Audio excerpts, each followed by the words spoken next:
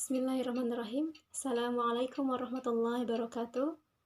Alhamdulillahirrabbilalamin. Assalatu wassalamu ala sayyidil mursalin wa imamil muttaqin wa ala alihi wa man da'a bidawatihi wa tazzama bi tariqatihi wa tarasama khutuhu wa ja'ala aqidatan islamiyatan asasan li fikratihi wal ahkama syar'iyyatan miqyasan li a'malihi wa masdaran li ahkamihi. Rabbi shrah li sadri wa yassir li amri wahlul 'uqdatam min lisani yafqahu qawli. Rabbi zidna ilman warzuqna fahman bi rahmatika ya arhamar rahimin. Syukur alhamdulillah, puji dan syukur marilah kita panjatkan kehadirat Allah Subhanahu wa taala yang telah memberikan begitu banyak kenikmatan kepada kita, khususnya sampainya kita pada bulan suci Ramadan ini. Salawat serta salam marilah kita curah limpahkan kepada junjungan kita Nabi besar Muhammad sallallahu alaihi wasallam serta keluarga, sahabat dan pengikutnya hingga akhir zaman. Marhaban ya Ramadan, marhaban ya syahrul siyam, marhaban ya syahrul mubarak. Sungguh telah datang kepada kita bulan yang agung, yaitu bulan Ramadan, di mana di bulan ini Al-Quran diturunkan, nafas-nafas kita menjadi zikir, dan amal-amal kita diterima dan dilipat gandakan pahalanya, serta doa-doa diijabah. Bulan ini adalah bulan yang lebih baik dari 1000 bulan. Bulan ini adalah penerang bagi bulan sebelumnya, dan bulan ini adalah penyejuk bagi jiwa, hati, dan pikiran. Ramadan memang bulan yang mulia. Rasulullah SAW pernah menyampaikan kepada kaum muslimin agar tidak melewatkan ataupun tidak menyanyiakan momentum Ramadan. Bahkan beliau SAW pernah menyampaikan khutbahnya menjelang bulan Ramadan. Rasulullah SAW bersabda, sungguh telah datang kepada kalian bulan Ramadan, bulan penuh berkah, di mana Allah Subhanahu wa Ta'ala mewajibkan atas kalian berpuasa di dalamnya. Pada bulan ini, pintu surga dibuka, pintu neraka ditutup, dan setan-setan dibelenggu. Pada bulan ini terdapat satu malam yang nilai amal padanya lebih baik dari 1000 bulan. Oleh karena itu, barang siapa yang tidak berhasil meraih kebaikan di dalamnya, maka sesungguhnya dia tidak akan pernah mendapatkan lagi kebaikan selama-lamanya. Hadis riwayat An-Nasa'i dan Ahmad. Allah Subhanahu wa Ta'ala juga berfirman, A'udzubillahi minasyaitonir rajim, ya ayyuhalladzina amanu kutiba 'alaikumus shiyam kama kutiba 'alal ladzina min qablikum la'allakum tattaqun. Hai orang-orang yang beriman, diwajibkan atas kalian berpuasa sebagaimana diwajibkan berpuasa atas orang-orang sebelum kalian, agar kalian bertakwa. Dalam ayat di atas, Allah Subhanahu wa Ta'ala mewajibkan puasa Ramadan kepada kaum mukmin agar menjadi kaum yang bertakwa. Itu berarti takwa adalah hikmah dari pelaksanaan puasa Ramadan. Takwa, menurut Imam An-Nawawi rahimahullah, dalam syarah Sahih Muslim dikatakan bahwa takwa itu adalah menjalankan perintah-perintah Allah dan meninggalkan larangan-larangannya. Perintah dan larangan Allah itu adalah syariah Islam. Itu berarti takwa adalah mengamalkan dan menerapkan syariah Islam dalam kehidupan. Kita sebagai seorang muslim harus bisa mewujudkan takwa secara individu dalam diri setiap orang. Rasulullah SAW bersabda, Ittaqillaha haitsuma kunta. Bertakwalah kepada Allah dimanapun kalian berada. Haitsu, kata haits tadi sebenarnya merujuk pada 3 hal. Yang pertama, makan atau tempat. Yang kedua, zaman atau waktu. Dan yang ketiga adalah hal atau keadaan. Itu berarti hadis tadi bermakna bahwa bertakwalah kepada Allah dimanapun, kapanpun, dan dalam keadaan apapun. Tak hanya itu, ketakwaan juga mesti diwujudkan secara kolektif ya, di tengah-tengah masyarakat dan negara. Allah Subhanahu wa Ta'ala berfirman, A'udzu billahi minasyaitonir rajim. Bismillahirrahmanirrahim. Walau anna ahlal qura amanu wattaqau lafatahna 'alaihim barakatin minas sama'i wal ardi walakin kadzdzabu fa akhadnahum bima kanu yaksibun.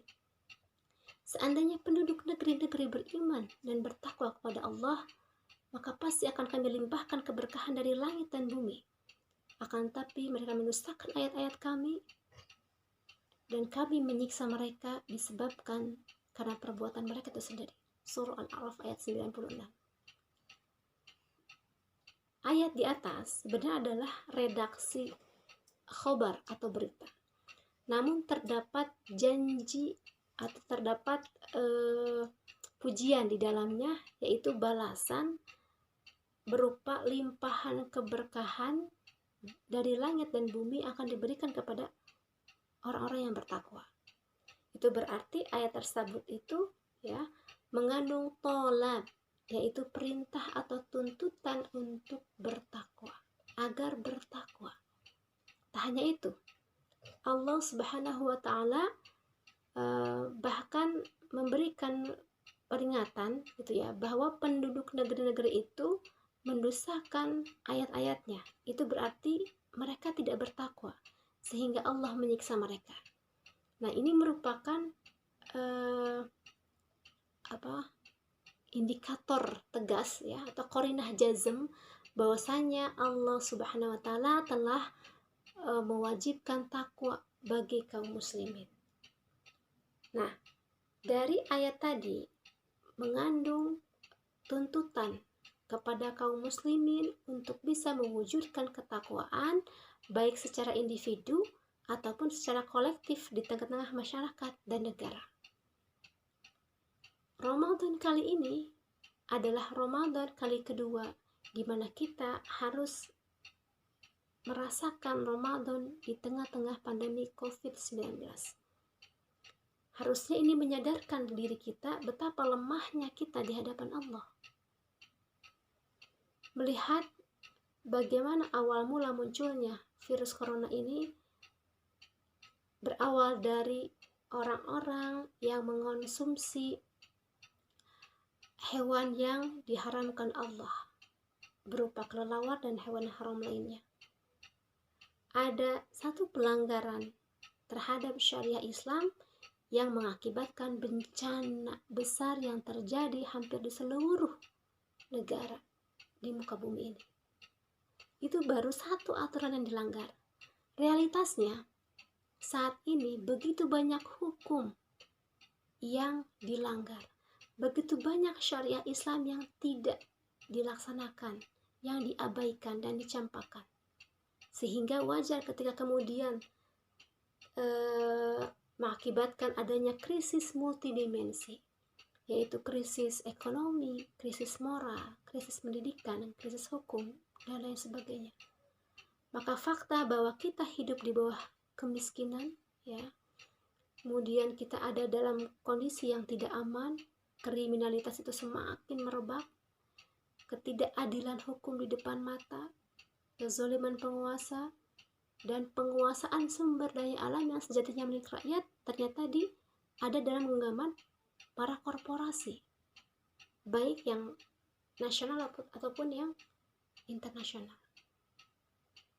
Nah, itu membuktikan bahwasanya ketika syariah Islam dilanggar akan menimbulkan doror ataupun bahaya. Sebaliknya, ketika syariah Islam itu diamalkan ya dan diterapkan dalam kehidupan kita, itu akan bisa menghindarkan kita dari yang namanya doror ataupun bahaya dan mewujudkan kemaslahatan ataupun manfaat.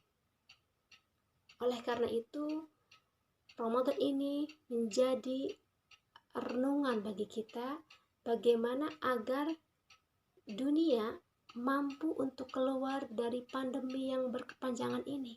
Harus bagaimana? Ya harus back to Islam, kembali kepada Islam, kembali kepada fitrah kita. Menjalankan seluruh aturan kehidupan ini dengan tuntunan syariah Islam. Karena hanya itulah solusi bagi pandemi yang tidak berkesudahan ini. Oleh karena itu, momentum Ramadan kali ini harusnya menjadi bulan ketaatan dan bulan perjuangan bagi kita, bukanlah bulan rebahan semata.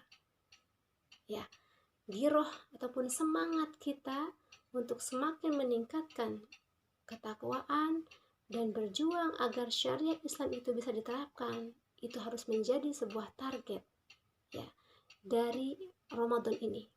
Semoga kita semua berhasil untuk meraih keutamaannya dan tidak menyia-nyiakan bulan yang penuh berkah ini. Demikian, al-haqqu min rabbika fala takunanna minal mumtarin. Wassalamualaikum warahmatullahi wabarakatuh.